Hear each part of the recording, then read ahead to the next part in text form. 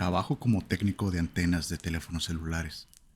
Probablemente hayas visto en YouTube algún tipo subiendo hasta la cima de una torre metálica en medio de la absoluta nada. Bueno, ese soy yo. Es, como mucho, el mejor empleo que puedes conseguir de aquí, sin un diploma de secundaria y además, la única fuente real de diversión. Siendo yo un desastre perpetuo con apetito por la adrenalina, encajé perfecto. En realidad, los requisitos son dos: una condición física básica y una absoluta falta de miedo. Ambas cosas las tengo, o al menos eso creía. Hace 2 semanas la empresa para la que trabajo, cuyo nombre omitiré para que los amos y señores corporativos no me encuentren, me mandó a un sitio a unas 50 millas de la ciudad.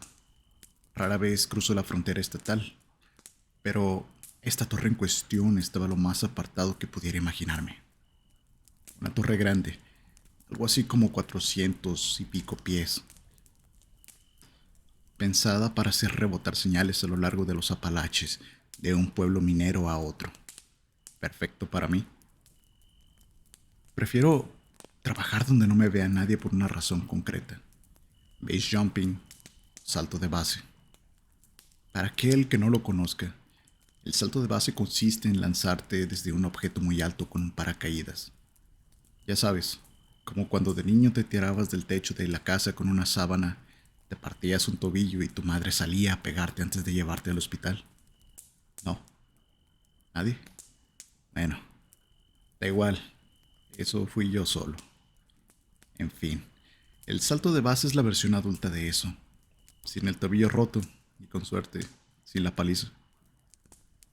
Afortunadamente para mi afición, las torres aisladas son el sitio perfecto para estas cosas. La mañana que debía salir, una neblina fina se colocaba por valles cerca de donde vivo. La gente del lugar lo llama clima de whisky, que viene a ser quédate en casa y emborráchate en vez de ir a hacer tonterías. Por mucho que me tentaba quedarme, llevaba meses esperando a que me mandaran para allá y no podía dejar pasar la oportunidad. Debería de haber hecho caso a mi instinto. En vez de eso, preparé un termo mediocre de café, tiré mi equipo en la parte trasera de un jeep hecho polvo y ya te haces la idea. Conduje un par de horas hasta el sitio, engañándome en el camino con la esperanza de que el tiempo mejorará y fuera una subida soleada hasta la cima. Llevaba el paracaídas junto con el resto del equipo. Antes, también llevaba una GoPro, hasta que me di cuenta que grabar este tipo de idioteces, las que harían que un inspector de OSHA tuviera un aneurisma, no era muy inteligente. Cuando me acuerdo, puedo ser listo. En fin, aparqué el jeep afuera de la valla que rodea la torre e introduje el código de la puerta electrónica. Alguien había instalado alambre de púas por la parte superior, pero daba mucho que pasara gente a menudo. En sitios, el alambre ya estaba deshaciéndose. Pensé en quién realmente quisiera entrar, no la tendría difícil. Mis sospechas se confirmaron cuando pasé junto al pequeño cobertizo de mantenimiento en la esquina del solar y vi que cada centímetro del metal corrugado estaba cubierto de graffiti. Lo miré mientras abría el candado y saqué uno de los focos del interior. La orden del trabajo decía que en esta torre había que reemplazar una luz de advertencia aérea. Ya saben, esas luces rojas intermitentes que avisan a los aviones de que, hey, hay algo por acá, en la oscuridad. Saqué una del estante polvoriento y la guardé en mi mochila, junto con el equipo de escalada. Revisé mi paracaídas una última vez y comencé a subir. El inicio de una escalada siempre es aburrido. Una mano sobre la otra, peldaño tras peldaño. Casi esperas con impaciencia esa descarga de adrenalina que llega cuando estás suspendido a cientos pies sobre el suelo. Al menos eso me pasaba a mí. Pero hay que saber dosificarse. Una caída desde 30 pies puede ser tan fatal como una desde 400. Y si me tocaba caer, sabía desde cuál preferiría hacerlo. La mayoría de los escaladores de torres van asegurándose con un mosquetón en cada peldaño mientras suben. Yo no me molestaba con eso a menos de que hubiera viento bastante fuerte. Y en esta ocasión no lo había. De hecho, el aire estaba extrañamente quieto mientras subía. Si fuera un hombre más sabio, tal vez habría prestado atención a ese cosquilleo en la nuca o a la sensación de mal presentimiento en el estómago. Pero, como habrás adivinado, yo no soy un hombre listo, así que no lo hice. Lo atribuí a los nervios del café y aceleré el ritmo, aunque probablemente solo necesitaba ir al baño. ¿Alguna vez has orinado desde un objeto de 120 metros de altura? Es tan impresionante como suena. Estaba más o menos a la mitad del ascenso cuando me di cuenta de que la niebla a mi alrededor se había vuelto más densa en lugar de disiparse. Algo extraño. Normalmente, cuando ganas algo de altura y el sol empieza a quemar la bruma, todo se aclara. Para las 2 de la tarde suele haberse disipado casi por completo, dejándote el cielo limpio para saltar desde la cima. Ya había elegido un pequeño prado al suroeste de la torre donde planeaba aterrizar y volver caminando sin dificultad hasta el jeep. Pero si no podía verlo desde arriba, eso sería un problema. No soy suicida, después de todo. Así que parecía que mis planes del día iban al traste. La niebla era tan espesa que, si no hubiera sabido mejor, habría jurado que se avecinaba una tormenta. Pero el pronóstico no mencionaba ninguna posibilidad de mal clima. Aún no soplaba viento alguno. Reinaba un extraño silencio, roto solo por el eco sordo de mis botas sobre el metal y mi respiración resonando en mis oídos. Me detuve a descansar cuando llevaba la mitad del camino. Las torres tienen marcadores de altura pintados en los costados para saber cuánto llevas recorrido y acababa de pasar los 150 pies. Sujeté un mosquetón en el pendaño sobre mí, el primero que utilizaba ese día, y me incliné hacia atrás para estirarme, disfrutando de la sensación de ingravidez. Eché una mirada hacia abajo, algo que los escaladores veteranos siempre te dicen que jamás hagas. Y fue entonces cuando lo vi. Allá, abajo, envuelto en la neblina, una forma se aferraba al costado de la torre. Digo forma, porque no llegué a distinguirla con claridad. Solo una sombra, quizás unos 30 metros más abajo, tan lejos que ni siquiera podía asegurar si se movía. Pero, ¿qué demonios? Bueno, no soy Shakespeare, pero dudo que el viejo Will hubiera reaccionado muy distinto de como lo hice yo. Quiero decir, ¿por qué alguien estaría escalando una torre de telefonía en lo más remoto de los Apalaches y, sobre todo, en un día como esto? Alguien que no fuera yo, claro. Mi primer pensamiento fue que se trataba de uno de los grafiteros que, habiéndose cansado del pequeño lienzo que ofrecía el viejo cobertizo de mantenimiento, había tenido el valor de subir la torre para añadir un poco de color al gris del acero. Pues, bien por él.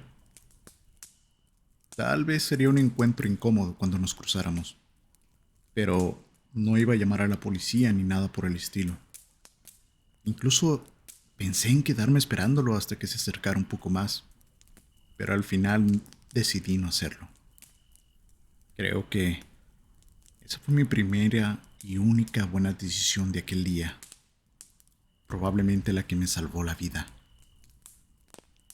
Seguí escalando, razonando que si mi compañero de ascenso llegaba hasta la cima mientras yo aún estaba ahí, lo felicitaría por su valor y le pediría amablemente que pintara una de las luces. Así la empresa me enviaría de nuevo en un mes o dos y podría aprovechar para saltar desde lo alto.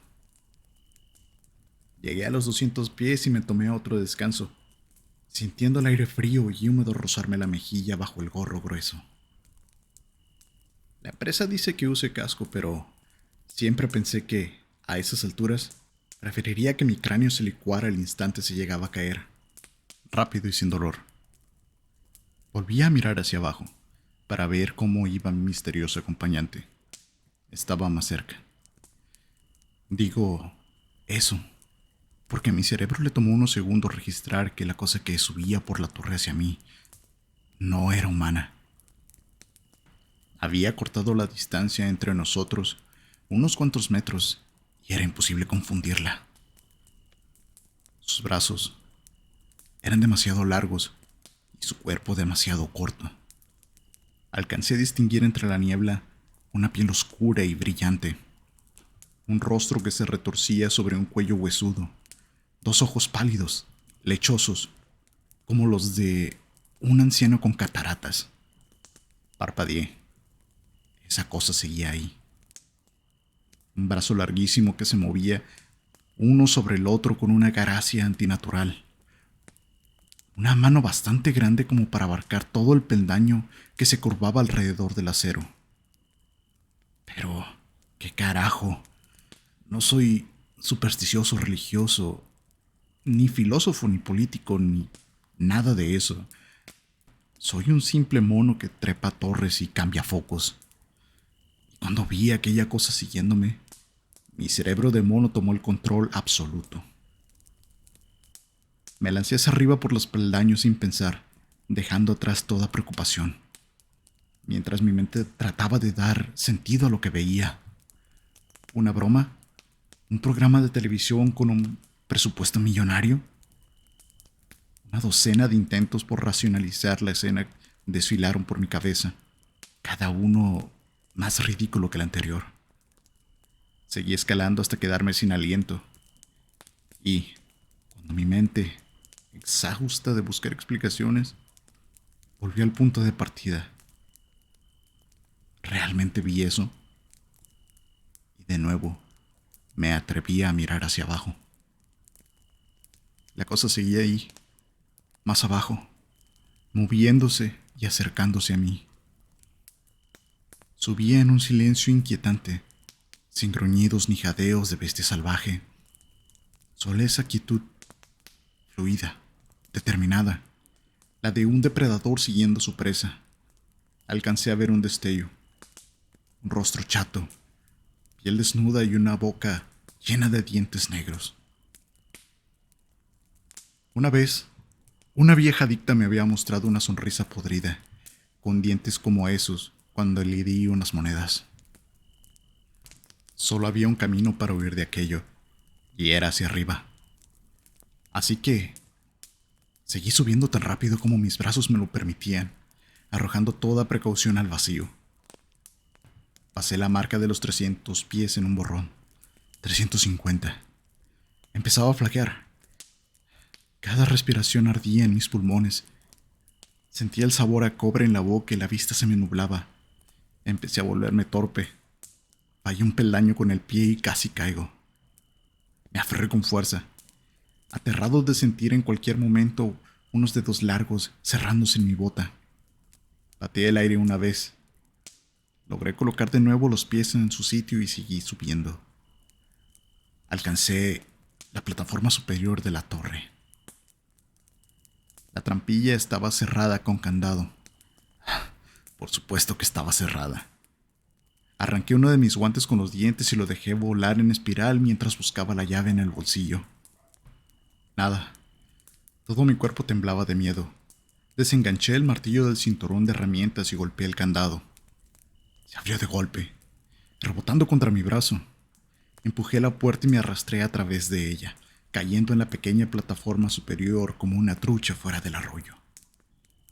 A través de las rejillas podía ver a esa cosa justo debajo de mí. Abrió la boca nuevamente, la mandíbula crujiendo para revelar una abertura demasiado ancha, y dentro de esa boca había otra, y dentro de esa otra y otra más. Grité. Oh, lo intenté, con el poco aire que me quedaba. Sonó más como un sollozo o un gemido ahogado que un grito. Me quedé de espaldas contra la parte más alta de la torre, observando cómo se movía a medias, oculta bajo mí. Pasé una pierna por encima de la barandilla del borde y revisé las correas del paracaídas. El cielo era gris en todas las direcciones, nada más que un gris interminable, adormecedor, absoluto. Ahora que lo pienso, debería haber tenido al menos una idea de dónde estaba el sol, pero no había nada, solo un campo infinito de penumbra. No podía distinguir hacia qué dirección miraba, ni dónde quedaba el prado donde pensaba aterrizar. Saltaré a ciegas, hacia la neblina, sin saber a dónde iba, ni siquiera sabiendo qué tan cerca estaba del suelo. Era una locura, pero era mi única opción. Cuando la criatura levantó el brazo brillante, apoyándolo sobre el borde de la torre para impulsarse hacia mí, me lancé al vacío. Normalmente, ese era el momento en que soltaba un grito de euforia, disfrutando del viento en mi rostro, la sensación de ingravidez. Esta vez caí en silencio, los ojos llenos de lágrimas heladas mientras el aire gélido me quemaba la piel y el cabello. Traía unas gafas colgadas en el cuello para protegerme la cara, pero hasta eso había olvidado ponerme. Tiré del cordón de apertura con todas mis fuerzas.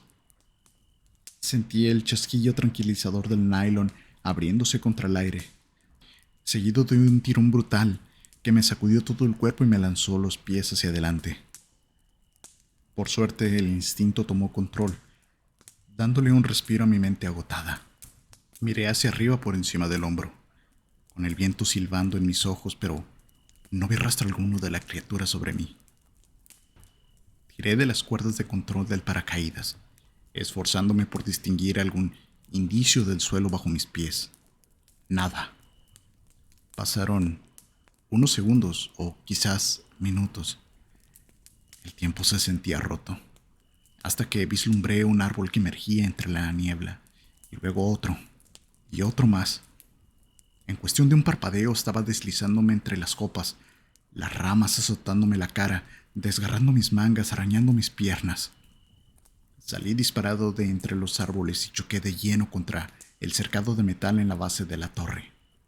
El alambre de púas me rajó las manos mientras golpeaba la parte superior con tal fuerza que me dejó sin aire. Caí de espaldas, revolcándome en la tierra, con el nylon del paracaídas cayendo lentamente sobre mí como una mortaja. Me liberé a como pude de los restos del equipo, solté el arnés y lo dejé tirado junto al cerco. Cojeando, me dirigí hacia el jeep, miré hacia arriba. Nada, ni una sombra en el cielo.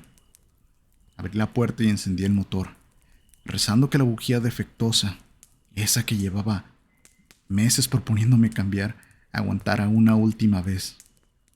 El motor tosió, tembló, pero encendió. En ese momento, algo cruzó el cielo. Un destello. Alcancé a ver extremidades largas extendiéndose, alas membranosas agitándose en el aire, ojos fijos en los míos, mientras el depredador planeaba en silencio, girando en una curva lenta hacia mí. Metí el jeep en reversa, los neumáticos patinando con la tierra suelta. Mi cabeza golpeó el reposacabezas al estrellarme contra el portón. Luego, aceleré sin mirar atrás, el vehículo sacudiéndose contra el camino de grava.